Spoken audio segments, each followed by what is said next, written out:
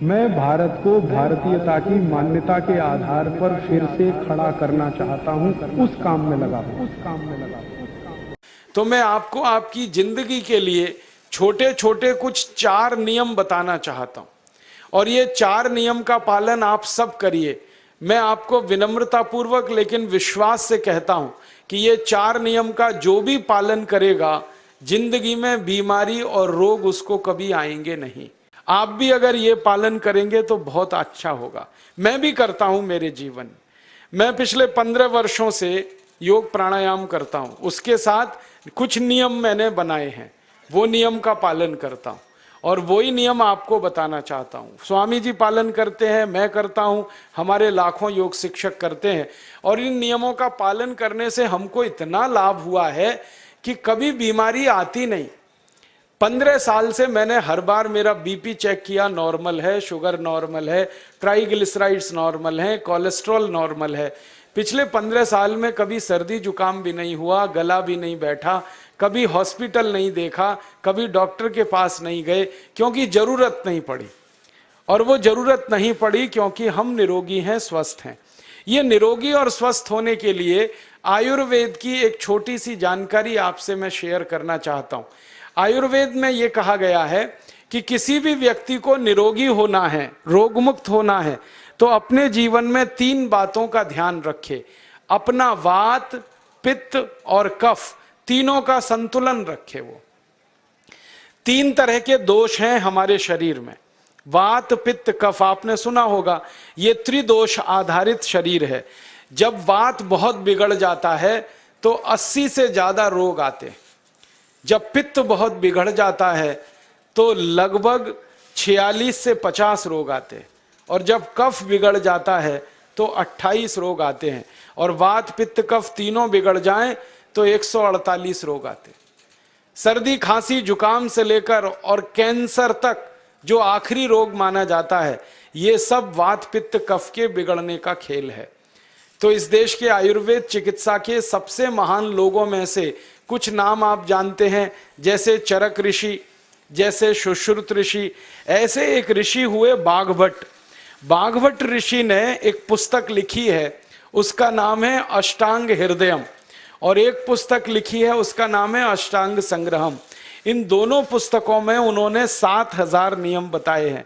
उनमें से 4 बताता हूं, अच्छे लगे तो आज से ही पालन करो और दूसरों को भी बताओ, ताकि कोई भी इन नियमों का पालन करे तो बीमार ही ना पड़े। ये चारों नियम हैं वात, पित्त और कफ को संतुलित रखने के लिए। अब वात, पित्त, कफ तीनों एक साथ आपके संतुलित रहें तो उसके लिए पहला नियम है खाना खाने के तुरंत बाद पानी नहीं पीना। ये पहला नियम है। आप बोलेंगे ये तो बड़ी मुश्किल बात है, खाना खाते ही पानी पीते हैं हम तो सबके सब, और बिना पानी पिए खाना ही नहीं खाते। कई लोग तो खाने से ज्यादा पानी पीते हैं, खाना कम खाते हैं, पानी ज्यादा पीते हैं। ये खाना खाने के बाद पानी कभी भी नहीं पीना, क्योंकि महर्षि बाघभट्ट कहते हैं भोजनांते विषम वारी, माने भोजन के अंत में पानी पियो तो जहर के पीने के जैसा है। इसलिए वो कहते हैं कभी भी खाने के तुरंत बाद पानी मत पियो। अब आप मुझे पूछोगे क्यों नहीं पिए, कारण बता दो। कारण मैं बताना चाहता हूं सरल भाषा में। हम जब खाना खाते हैं ना तो पेट में सारा खाना इकट्ठा होता है। पेट में एक स्थान होता है, उसको हम कहते हैं जठर। संस्कृत में, हिंदी में जठर कहते हैं, अंग्रेजी में उसको एपिगैस्ट्रियम कहते हैं, हिंदी में कुछ लोग उसको आमाशय भी कहते हैं। ये जठर छोटा सा स्थान है। आपके पेट में नाभि है ना, उसके लेफ्ट साइड में बाईं तरफ छोटा सा स्थान है। सारा खाना आपका इसी स्थान पर आता है। जो भी आप खाते हो, रोटी, चावल, दाल, सब्जी, दूध, दही, कुछ भी खाओ, सब कुछ जठर में आता है। अब जठर में जैसे ही खाना इकट्ठा होता है तो उसमें आग जलती, और उस आग को कहते हैं जठर अग्नि। मिला के बोल देते हैं जठराग्नि। आप जैसे ही खाना खाते हो, पेट में जठर में अग्नि जलती है, वो अग्नि खाने को पचाती है, और अग्नि खाने को ऐसे ही पचाती है जैसे रसोई घर की अग्नि खाने को पकाती है। आपके रसोई घर में आप अग्नि जलाओ, उसके ऊपर दूध रख दो, दूध में थोड़ा चावल डाल दो, अग्नि जब तक जलती रहेगी खीर तब तक बनती रहेगी। आप घर में अग्नि जलाओ, उसके ऊपर पानी रख दो, उसमें दाल डाल दो, दाल की पकने की क्रिया तब तक चलेगी जब तक अग्नि जलेगी। ऐसे ही पेट में होता है, जैसे ही आपने खाना खाया पेट में अग्नि जलती है, और जब तक अग्नि जलती है तो खाने के पचने की क्रिया चलती है। जैसे रसोई घर में खाना पकाते हैं वैसे ही पेट में भी खाना पकता है, इसी को हम पचने की क्रिया कहते हैं, अंग्रेजी में उसको डाइजेशन कह देते हैं। तो आपने खाना खाया, पेट में अग्नि जल गई, अब वो खाने को हजम करेगी, पचाएगी। अब मुझे एक प्रश्न का उत्तर दो आप, कि जैसे ही आपने खाना खाया पेट में अग्नि जल गई और वो खाने को पचा रही है, तुरंत आपने गट गट गट गट पानी पी लिया, और खूब ठंडा पानी पी लिया, बर्फ मिलाया हुआ पानी पी लिया, फ्रिज का पानी पी लिया। क्या होने वाला है? अग्नि जलेगी कि बुझेगी? अग्नि के ऊपर पानी डालो तो अग्नि और पानी की दोस्ती नहीं है, दुश्मनी है। पानी अग्नि को बुझा देता है। तो आपने खाना खाया, अग्नि जली, पीछे से गटगट पानी पी लिया, अब अग्नि शांत हो गई, अब खाना पचेगा नहीं, तो वो पेट में पड़ा पड़ा सड़ेगा, और सड़ा हुआ खाना 100 से ज्यादा विष पैदा करेगा, और वो 100 विष आपकी जिंदगी को नरक बना देंगे, और जिंदगी भर आप बीमार पड़े रहेंगे। आपको मालूम है, कई लोग कहते हैं मुझे पेट में बहुत गैस बनती है। ये गैस उन्हीं को बनती है जिनका खाना हजम नहीं होता। कोई लोग कहते हैं कि मुझे पेट में जलन होती है, ये जलन उन्हीं को होती है जिनका खाना पचता नहीं। कोई कहते हैं कि मेरे पेट में एकदम गुम हो जाता है, फूल जाता है, ये सब वो लक्षण हैं जब खाना पचता नहीं। तो खाना पचेगा नहीं तो सड़ेगा, सड़ेगा तो विष पैदा करेगा, और वो विष आपको बीमार करेंगे। इसलिए महर्षि बागभट्ट ने कहा, खाना खाते ही पानी मत पियो। समझ में आया? फिर आप बोलोगे कितनी देर तक नहीं पिए? कम से कम 1 घंटे तक।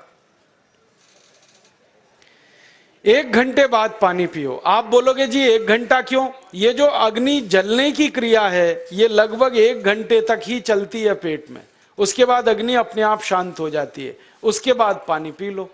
तो खाना अगर 10 बजे खाया तो 11 बजे पानी पियो, 11 बजे खाया तो 12 बजे पियो, 12 बजे खाया तो 1 बजे पियो, 1 घंटे बाद पानी पियो। अब आपके मन में यह सवाल आ सकता है कि खाना खाने के पहले पी लें क्या? हाँ पी लो, 40 मिनट पहले पेट भर के पानी पी लो। 10 बजे खाना खाना है, 9:20 पे खूब पानी पी लो, जितना पी सकते हो। 11 बजे खाना खाना है, 10:20 पे पी लो, खूब पानी पी लो, 40 मिनट पहले। आप और एक सवाल पूछ सकते हो कि अच्छा ठीक है, खाने के बाद पानी तो नहीं पिएंगे, कुछ और पी सकते हैं क्या पानी को छोड़कर? तो उसके लिए बागभट्ट जी कहते हैं कि खाने के तुरंत बाद अगर पीना है तो दही की लस्सी पियो, मट्ठा। खाने के बाद अगर तुरंत पीना है तो फलों का रस पियो, गन्ने का रस पी लो, संतरे का रस पी लो, मौसमी का रस पी लो, अनार का रस पी लो। अब आप कहोगे ये सब महंगी महंगी चीजें बता रहे हैं, गन्ने का रस, संतरे का रस, अनार का रस, पैसे तो है नहीं। तो सबसे सस्ता रस है नींबू का ही रस पी लो, शिकंजी बना के पी लो, वो तो सबसे सस्ता है। तो खाना खाने के बाद या तो दही की लस्सी पियो या रस पियो। और एक तीसरी चीज है, दूध पी सकते। तो खाने के तुरंत बाद पीना है तो दही की लस्सी या मट्ठा, खाने के तुरंत बाद पीना है तो कोई फल का रस, खाने के तुरंत बाद पीना है तो दूध। पानी 1 घंटे बाद पियो। और अगर एक बात ध्यान रखो तो अच्छा है कि सवेरे खाना खाते हैं जिसको हम ब्रेकफास्ट कहते हैं, नाश्ता, तो फलों का रस पीना अच्छा, दोपहर को खाना खाएं तो लस्सी और मट्ठा पीना अच्छा, और रात का खाना खाएं तो दूध पीना अच्छा। जो लोग इस नियम का पालन कर सकते हैं जिंदगी में कभी भी 80 रोग उनको नहीं हो सकते। वात पित्त कफ तीनों ही इस एक छोटे से नियम से संतुलित रहते हैं। तो ये पहला नियम मैंने आपसे कहा। दूसरा नियम एक और है, और वो नियम ये है कि पानी कभी भी पियो, घूट घूट भर के पियो। जैसे गरम चाय पीते हैं, गरम कॉफी पीते हैं, गरम दूध पीते हैं, एक एक घूट भर के, एक एक सिप करके, ऐसे ही पानी पीने की आदत डालो। ये मुंह में एक बार गिलास लगा लिया, गटागट उसको खाली कर दिया, ये तरीका गड़बड़ है। एक घूट पानी, दो घूट पानी एक बार में उतना ही पियो। आप बोलोगे ये क्या चक्कर है? बात ऐसी है कि एक एक घूट पानी जब हम पीते हैं तो मुंह की लार पानी के साथ मिलकर पेट में अंदर जाती है, और ये जो मुंह की लार होती है ये क्षारीय होती है और पेट में हमेशा अम्ल बनता रहता है। तो एक घूट पानी पिया, मुंह की लार इसके साथ अंदर गई, दो घूट पिया और ज्यादा गई, बार बार लार अंदर जाएगी तो क्षार पदार्थ पेट के अम्ल के साथ मिलेगा। पेट में अम्ल बनता है, मुंह में लार क्षारीय होती है, तो ये क्षार को अम्ल में मिला दिया जाए और ये अच्छे तरीके से मिलकर पेट में जाए तो कभी भी कोई व्यक्ति के पेट को अम्लता नहीं होती, एसिडिटी नहीं होती। और पेट में अम्लता नहीं होती तो रक्त में अम्लता नहीं होती, और जिनके रक्त में अम्लता नहीं होती उनकी जिंदगी में कभी भी वात पित्त कफ के असंतुलन की स्थिति पैदा नहीं होती। इसलिए पानी घूट घूट करके पीना। मैं आपको एक छोटा सा मेरा ऑब्जर्वेशन बताता हूं, परीक्षण।